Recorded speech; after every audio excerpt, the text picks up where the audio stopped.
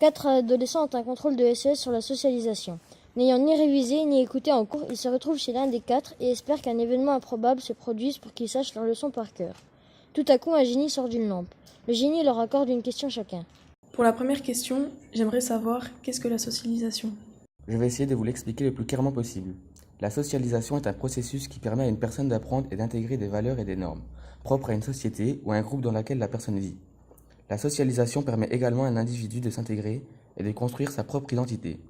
Pour mieux comprendre, imaginez qu'un individu est une page blanche, et que la société inscrit le langage, la manière de manger, de réfléchir, de se tenir, de vivre. Cette socialisation peut se faire par différents modes comme l'injonction ou l'imitation. Par exemple, l'école et la famille contribuent à la socialisation d'un individu. Mais passons à la deuxième question. Pourriez-vous nous expliquer la différence entre les normes et les valeurs? Laissez-moi 2 ou 3 secondes pour que je réfléchisse.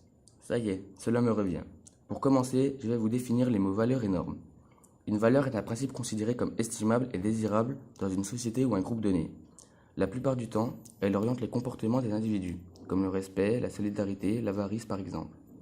Une norme est une règle de conduite apprise et partagée dans une société ou un groupe donné. Les normes peuvent être formelles, par exemple la loi et le règlement intérieur. Elles peuvent être aussi informelles, comme laisser sa place aux personnes âgées dans le bus, ou bien manger avec des couverts.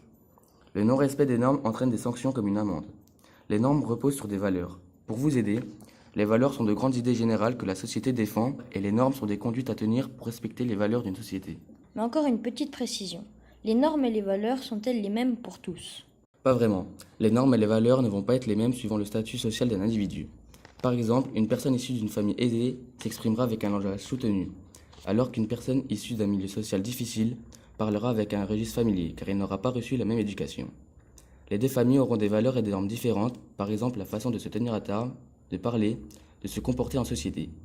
Ces différences de socialisation peuvent avoir un impact sur la réussite scolaire. Par exemple, lors d'un oral, une personne d'un milieu social aisé s'exprimera de façon plus naturelle qu'une personne d'un milieu social difficile qui aura un vocabulaire moins riche. Donc, on peut penser qu'il y aura moins de chances de réussir son oral. On peut retrouver ces mêmes différences lors d'un entretien d'embauche. Sais-tu, Génie, si la socialisation diffère selon le sexe et pourrais-tu nous donner des exemples? Pour commencer, dans votre jeunesse, quand vous jouiez au Lego, les boîtes de filles étaient de couleur rose, alors que les garçons avaient des boîtes bleues. Cet exemple sous-entend que les filles préfèrent le rose et les garçons le bleu.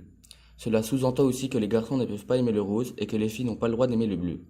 Ceux-ci sont des stéréotypes qui ne sont pas vrais, car n'importe quel individu peut aimer n'importe quelle couleur, quel que soit le sexe. Pour le deuxième exemple, admettons qu'une fille exerce le même travail qu'un garçon. Leur salaire ne sera pas forcément le même.